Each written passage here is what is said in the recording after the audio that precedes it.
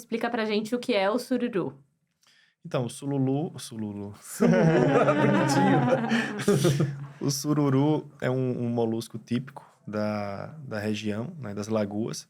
Então, o nome é lagoas, vem da quantidade de lagoas que tem por lá. Então, essa específica é a Lagoa Mundaú, né, onde tem a maior profusão, né, que você encontra mais sururu. E a comunidade do perímetro dessa lagoa, ela vive, basicamente, a base é da pesca do sururu.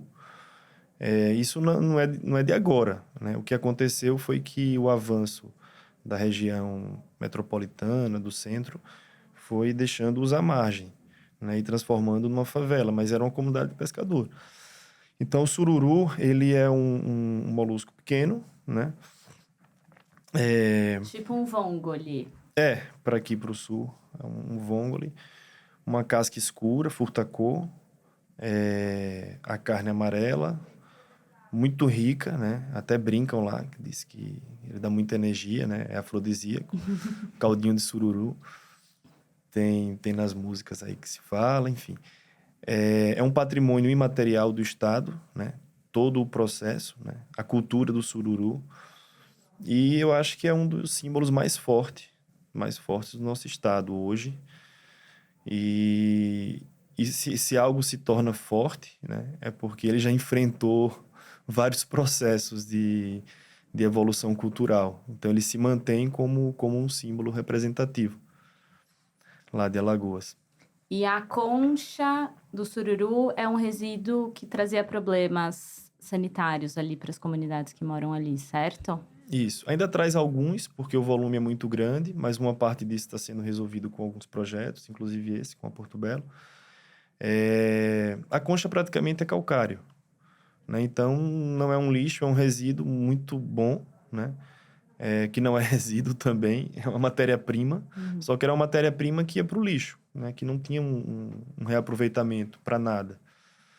Então, os restos orgânicos que ficam na concha, né? Aquilo apodrece, e aí os bichos vão comê-los, assim, seja microscópicos ou maiores. Então, isso gera ainda, mas bem menos do que antes. Outros projetos também estão acontecendo em paralelo. Bicho do pé, né? Infecções. Até porque a concha é uma lâmina, né? O cheiro também, né? O cheiro muito forte, muito né? forte.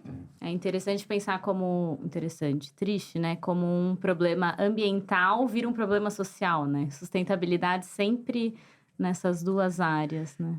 Não, então. E esse resíduo são 300 toneladas mês. Nossa. É um número gigante, né? E aí a própria cata do sururu, que é assim que se fala, né? A cata do sururu, que são as mulheres que picam o sururu depois que limpam, tudo. Nessa quantidade, ainda são muito pouco remuneradas de alguma forma, né? Porque ainda vive numa extrema miséria, assim, é um lugar de muita, muita pobreza, né? E ainda tem essa questão ambiental de problema, que resolver a questão ambiental até teria soluções para ser mais, assim, ter o aterro sanitário, mas de direcionar para a indústria, para algumas questões. Mas esse é um processo que ele não pode ser só ambiental, ele tem que entrar no social, inclusive como oportunidade de geração de renda. Mas ele causa exatamente essa questão de saúde dentro da comunidade, que já é de cara um problema social, né? De certa forma, todo problema ambiental, em algum momento, ele vai se tornar um problema social. Nesse caso, é mais direto, né? Ele é logo primário, assim. E o projeto, ele tenta solucionar a parte disso.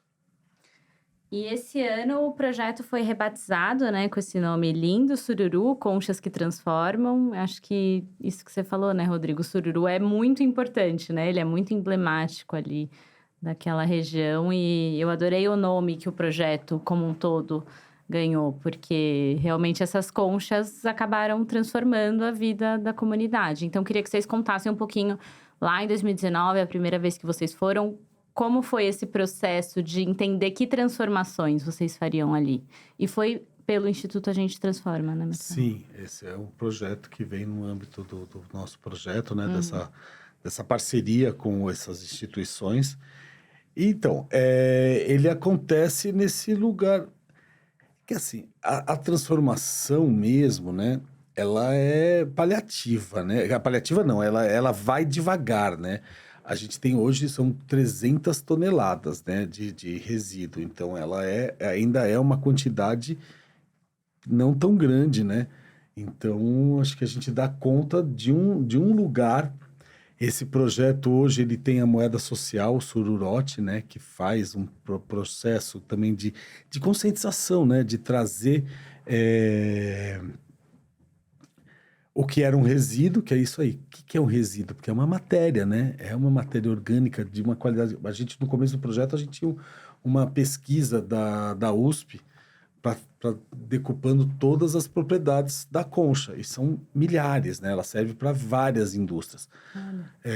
Desde alimentícia, né? Desde a questão alimentícia para animais, né? Para peixes.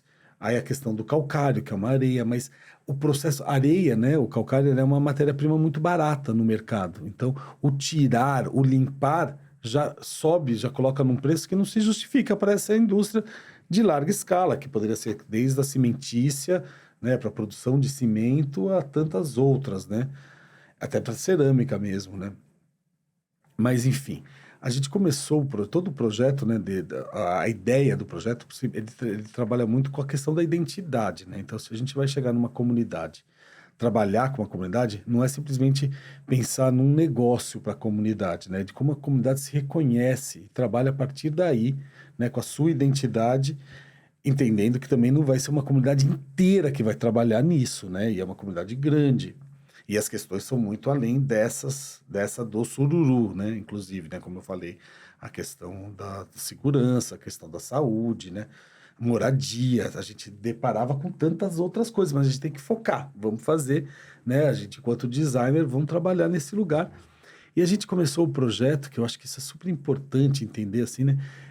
Trazendo esse lugar para a própria comunidade entender que, através do surdo, qual que é a identidade deles, né? O que tem de beleza dentro desses contextos todos, né?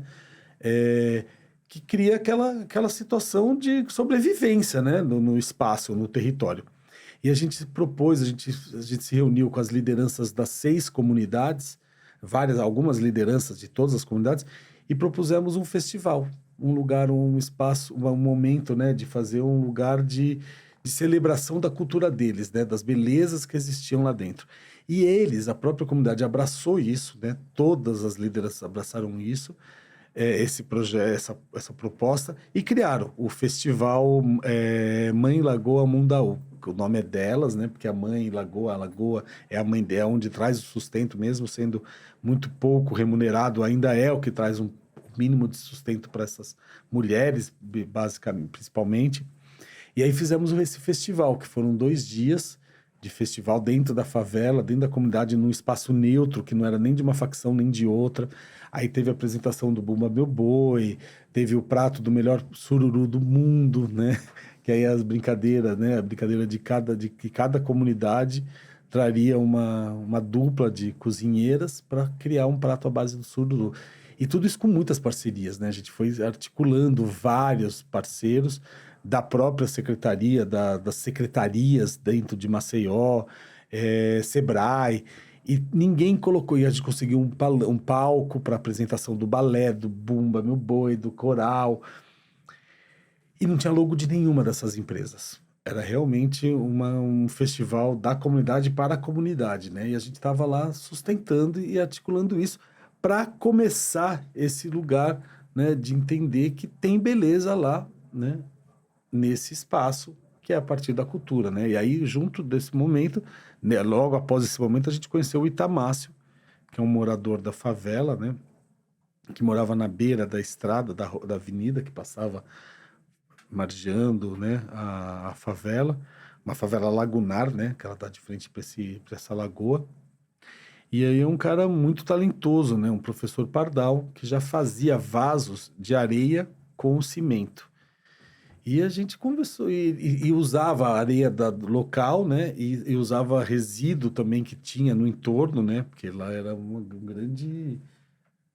lixão de toda dessa comunidade, dessa sociedade nossa de consumo industrial, né? Então, joga-se lá, né? Esse resíduo industrial para essa comunidade. E ele pegava essas peças e fazia a contraforma de uns vasos, que são as caqueiras. E a gente viu uma possibilidade, né, Rodrigo? A gente falou, pô, esse cara aqui é genial, ele é genial. E com ele a gente sugeriu, né, de tirar a areia e começar a trabalhar com a concha para entender qual que é essa textura, né? Qual é essa receita de massa de bolo, né? Como um bolo, para começar a pensar nas peças. E ele que fez a mentoria, vamos dizer assim, ele que fez, a gente tinha um workshop para ser conduzido com as pessoas da comunidade, e foi ele que fez o workshop com 30 mulheres da comunidade, passando já o saber dele, né? Um saber, então, um cara também muito generoso, né? Que já passou o que ele sabia, o que gerava a renda dele, porque ele vendia esses vasos na beira da avenida, né? Da casa dele. E aí a gente começou a se relacionar com ele. E foi na casa dele, né, que a gente começou a trabalhar nesse exercício de fazer os produtos.